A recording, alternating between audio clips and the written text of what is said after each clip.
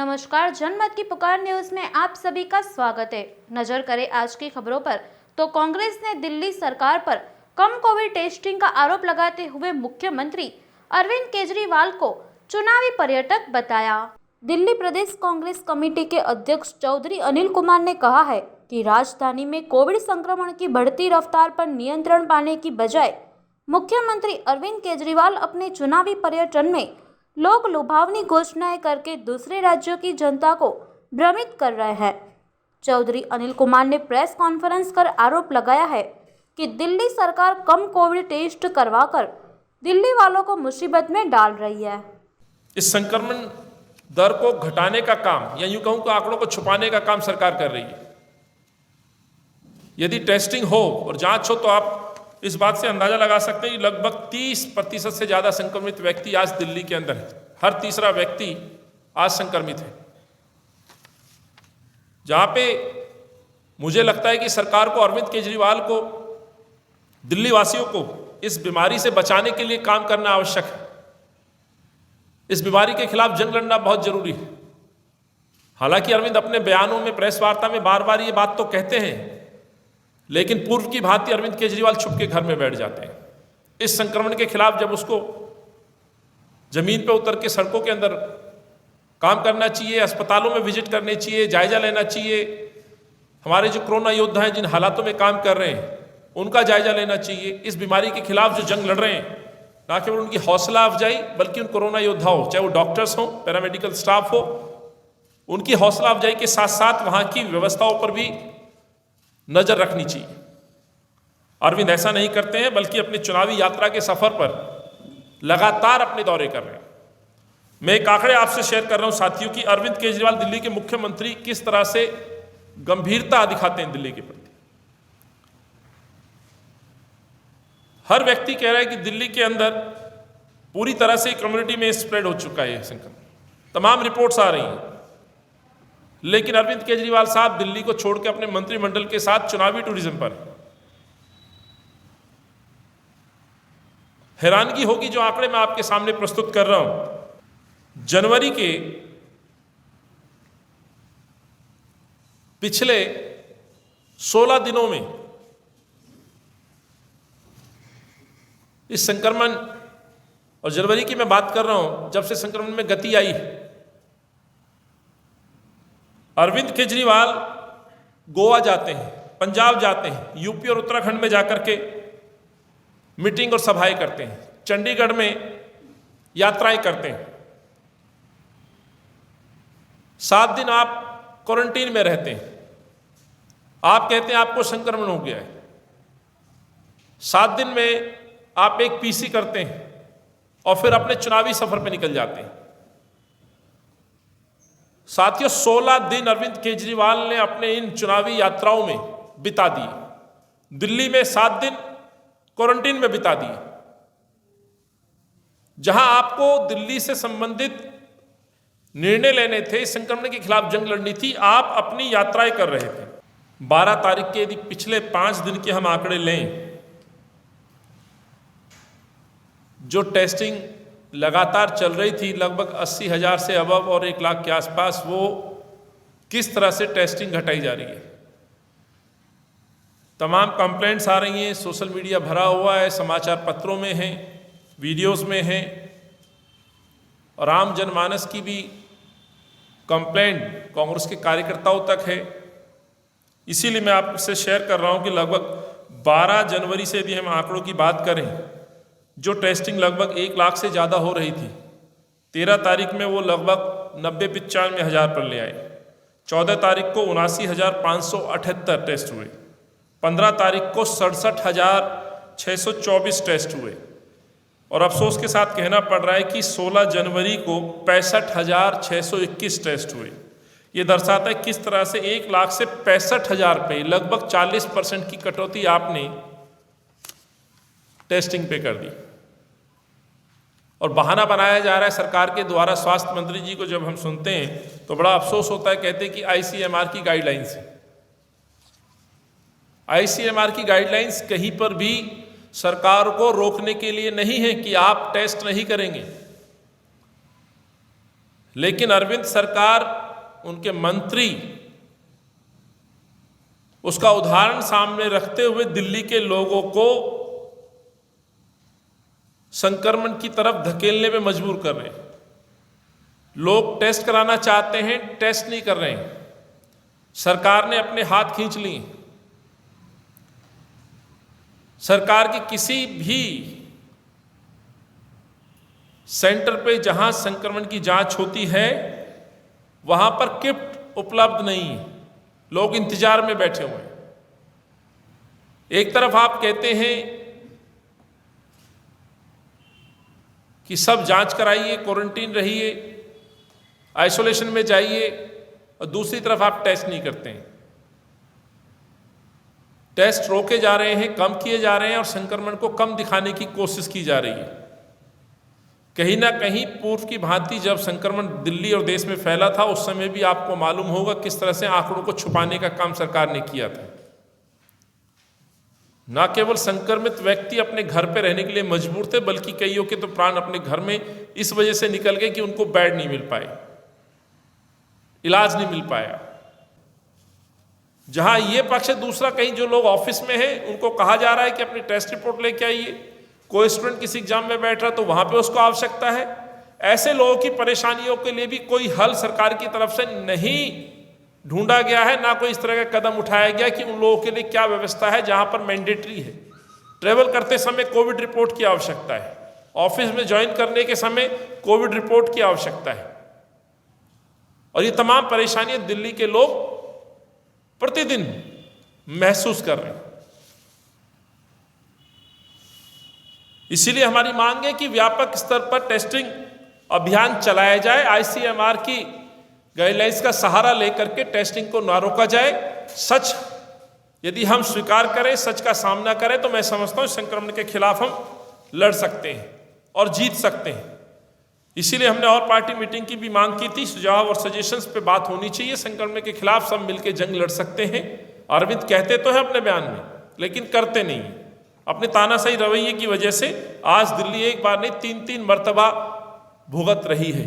50,000 से ज़्यादा मौतें पिछले लहर में हुआ, और अभी भी जो मौत के आंकड़े हैं जो सरकार स्वयं से स्वीकार कर रही है, प्रतिदिन औसतन 25 से 30 के बीच में मौतें दिल्ली में हो रही हैं। ये एक बड़ा गंभीर सवाल है, सोचने का सवाल है कि सरकार आखिर कब जागेगी। अरविंद केजरीवाल कब जागेंगे, कब अपने टूरिज्म को खत्म करके दिल्ली पे काम करेंगे। आप अंदाजा लगा सकते हैं कि दिल्ली का मुख्यमंत्री कितना चिंतित है दिल्ली के लोगों को लेकर के। पिछले 16 दिनों में लगातार वो चुनावी यात्राओं पर है। दिल्ली के बारे में कुछ बोलते हैं तो केवल अपना चुनावी भाषण, लोगों से सहयोग मांगने की अपील, पर सरकार के द्वारा उठाए गए कदमों पर कोई भी जवाब नहीं देते हैं। उनके स्वास्थ्य मंत्रालय के द्वारा एडवाइजरी जारी की जाती है। जैसे मैंने कहा कि संक्रमण बढ़ रहा है, लेकिन टेस्टिंग को घटाया जा रहा है, और घटाने का जो तरीका अपनाया जा रहा है कि डॉक्टरों से आप प्रिस्क्रिप्शन लेके आइए, तब आपका हम टेस्ट कराएंगे। सरकारी अस्पतालों में, सरकारी सेंटर पे टेस्ट हो नहीं रहा, मजबूरन लोग प्राइवेट अस्पतालों में और प्राइवेट सेंटर्स पे जा रहे हैं, प्राइवेट लैब्स में जा रहे हैं। मजबूरन लोगों के ऊपर आर्थिक बोझ पड़ रहा है। निजी लैब्स को जहां फायदा हो रहा है, वहीं पर आम व्यक्ति को, गरीब व्यक्ति को मजबूरन अपने टेस्ट कराने के लिए प्राइवेट अस्पताल और सेंटरों पे जाना पड़ रहा है। हालांकि वहां पे भी अब टेस्टिंग रोकी जा रही है। सरकारी अस्पतालों में ओपीडी बंद कर दी गई है अधिकतर। किस तरह से लोगों को बचाने के प्रयास किए जाएं, इस पे अरविंद केजरीवाल कोई निर्णय नहीं लेते हैं।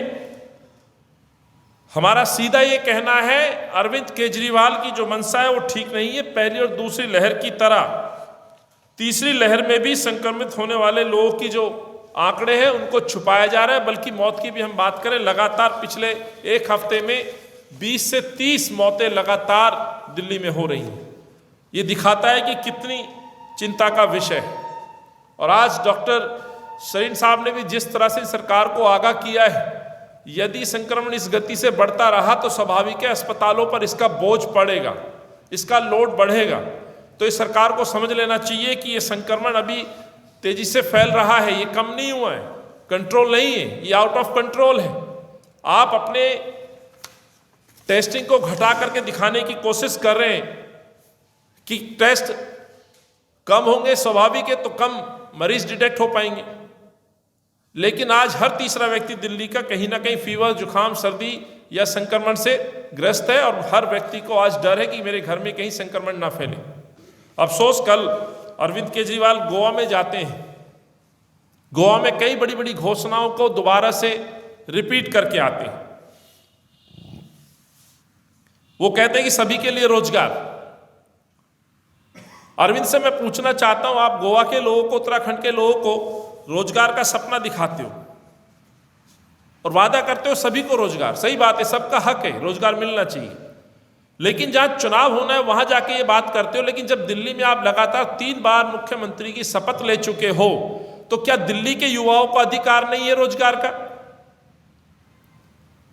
मैं आपके माध्यम से सरकार से, ये दिल्ली वासी, दिल्ली के जो युवा हैं, उनकी तरफ से मांग रखता हूं, अरविंद केजरीवाल के अपने जॉब पोर्टल पे, जो पिछले दिनों इन्होंने लॉन्च किया था, हालांकि आज की डेट में इस पोर्टल पे आप लॉगिन करेंगे, आप नहीं कर पाएंगे अपने आप को रजिस्टर। लगभग 13,27,000 बेरोजगार युवा जो पहले से रजिस्टर्ड हैं, इसमें तो ये भी नहीं है कि हमारे पास डेटा नहीं है। आखिर उनको आप जॉब क्यों नहीं देते? गोवा में जाके कहते हैं, उत्तराखंड में जाके कहते हैं, पंजाब में जाके कहते हैं कि हम रोजगार नहीं तो भत्ता देंगे। तो रोजगार पे जहां आप यदि इन प्रदेश के लोगों को रोजगार देने की बात कर रहे हो, युवाओं को, तो दिल्ली के युवाओं की तरफ से मैं मांग करता हूं, सबसे पहले इन रजिस्टर्ड 13,27,000 जो कुछ युवा आपके यहां रजिस्टर्ड है, उनको जॉब कब देंगे, इसका जवाब दीजिए। आप बोलते हैं कि महिलाओं को 1,000 रुपए हम भत्ता देंगे, इसमें मैंने पूर्व भी कहा है।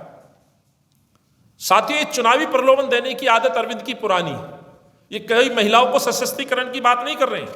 सच्चाई तो यह है कि महिलाओं और मेरी बहनों को 1,000 रुपए का लालच प्रलोभन देकर के वोट प्राप्त करके मुख्यमंत्री बनने का सपना देख रहे हैं। यदि आपकी नीयत सही होती, नीयत साफ होती, तो मैं समझता हूं दिल्ली के अंदर पहले से एक लाडली योजना है जो शिराजी और कांग्रेस की देन है। ये लाडली योजना बच्चों को बचपन में, स्कूल के समय में ही सशक्त करने का काम करती है, और धीरे धीरे उसके स्कूल के खाते में धीरे धीरे एक फिक्स अमाउंट डाल करके 12वीं तक उसको राशि दी जाती है, जिससे कि बच्ची अपने 12th के एग्जाम के बाद हायर एजुकेशन में जाए तो उस पर कोई बोझ ना पड़े, अपनी फीस भर सके, माँ बाप से कोई आर्थिक मदद ना ले, अपने सपनों को पूरा करने के लिए सरकार की मदद से अपने जीवन को बना सके। लेकिन अफसोस ये है कि अरविंद केजरीवाल साहब उस लाडली योजना को पंगु बना देते हैं। 7 साल में 1 रुपया नहीं बढ़ाते। तो आपकी नीयत पे प्रश्न उठना लाजमी है। क्या चुनावी दृष्टि से आप केवल 1,000 रुपए मांगना चाहते हैं? आपकी नीयत सही है तो लाडली योजना की आप राशि क्यों नहीं बढ़ाते? जो राशि कांग्रेस के समय में 1 लाख रुपए बच्चियों को 12वीं पास करने के बाद दी जाती है, हमने पहले भी मांग की। आपको वाकई महिलाओं की सुध है तो लाडली योजना को कम से कम डबल करें। महंगाई के इस दौर में बच्ची जब 12वीं के पास हायर एजुकेशन में जाएगी, बजाय माँ बाप के, उस सरकार की उस मदद से अपने जीवन को बना पाएगी। ये जो कांग्रेस का सपना रहा था, जो नींव थी बच्ची के भविष्य की, उसको मजबूत किया जा सकता है। और आप फिर वही सवाल उठता है कि गोवा, उत्तराखंड, पंजाब में बात करते हैं तो दिल्ली की महिलाओं ने आखिर क्या गुनाह किया है? मैं पूछना चाहता हूं, आखिर क्या गुनाह किया है? दिल्ली के अंदर अभी भी 52 लाख लोगों के राशन कार्ड पेंडिंग है। परिवार के मुखिया की बात करूं तो दिल्ली के अंदर लगभग 14.5 लाख परिवार की जो मुखिया है वो महिला जानी जाती है। याद होगा, दिल्ली में जो राशन कार्ड बनता है वो महिला के नाम से बनता है। पहले से जो राशन कार्ड है उनकी भी मुखिया राशन कार्ड की महिला है, और नए राशन कार्ड आपके यहां अप्लाइड है। 7 साल में एक राशन कार्ड नहीं दिया, लेकिन उनकी मुखियाओं के नंबर और परिवार का नाम तो आपके पास। तो क्यों नहीं उन मुखियाओं को आप 1,000 रुपए हर महीने देने का काम करते हैं? राशन कार्ड बनाने पे आप बहाना बनाते हो। गोवा में 1,000 रुपए देने की बात करते हो, उत्तराखंड में बात करते हो, पंजाब में 1,000 रुपए देने की बात करते हो। तो आपके पास तो पहले से ही राशन कार्ड के नाम पर आंकड़े उपलब्ध हैं।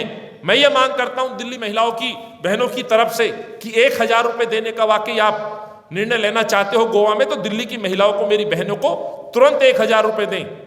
दूसरा मैं पूछना चाहता हूं, दिल्ली के जो कॉन्ट्रेक्चुअल शिक्षक हैं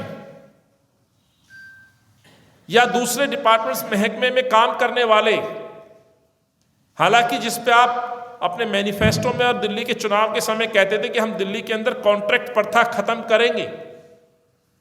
तो दिल्ली सरकार में, दिल्ली विभाग में जो कॉन्ट्रैक्ट पे काम करने वाले एम्प्लॉय कर्मचारी हैं, उनको आप कब पक्का करेंगे? आप रोजगार की बात करते हैं, मैं उनकी तरफ से ये मांग करता हूं। उदाहरण के तौर पर 22,000 शिक्षकों की बात आपके सामने रखता हूं। शिक्षक आपके घर जाते हैं, उप मुख्यमंत्री शिक्षा मंत्री के घर जाते हैं, आप उनको कांग्रेसी कार्यकर्ता के नाम के साथ वापस भगा देते हैं, अनसुना करते हैं। मैं कहना चाहता हूं, ये ना कोई कांग्रेसी कार्यकर्ता इस शिक्षक के गुरु है, बच्चों को पढ़ाने और उनके भविष्य को संवारने का काम करते हैं। इन शिक्षकों ने तमाम पार्टी के दलों को बुलाया, आमंत्रित किया, आप आइए हमारी बात रखिए। और मैं गर्व से कहना चाहता हूं, कांग्रेस के कार्यकर्ताओं ने उनको सपोर्ट दिया है, बल्कि उनकी आवाज को अपनी आवाज दी है। लेकिन उनको इस तरह से कांग्रेसी कार्यकर्ता कहना उनका अपमान करना है। इसीलिए हमारी ये मांग है, यदि आप कहते रोजगार देंगे तो दिल्ली के युवाओं को रोजगार दें। दिल्ली के जो कॉन्ट्रेक्चुअल स्टाफ हैं, जो शिक्षक हैं, उनको आप पक्का करें।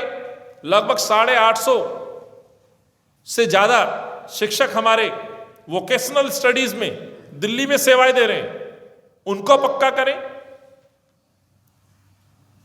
4th क्लास कर्मचारी अस्पतालों में हैं, उद्यान विभाग में हैं या अन्य विभागों में हैं, उनका पक्का करें। मैं समझता हूं जब आप दिल्ली में ये फैसला लेंगे, तब जाकर के मैं समझ सकता हूं कि आपको अधिकार है कि आप गोवा, उत्तराखंड या पंजाब जैसे प्रदेशों में ये दावा कर पाएं कि आप लोगों को रोजगार देंगे। अगर आपने हमारा अभी तक चैनल सब्सक्राइब नहीं किया है तो कृपया चैनल सब्सक्राइब कर लें, लाइक करें, शेयर करें, कमेंट करें। तो मिलते हैं फिर किसी और खबरों के साथ। नमस्कार।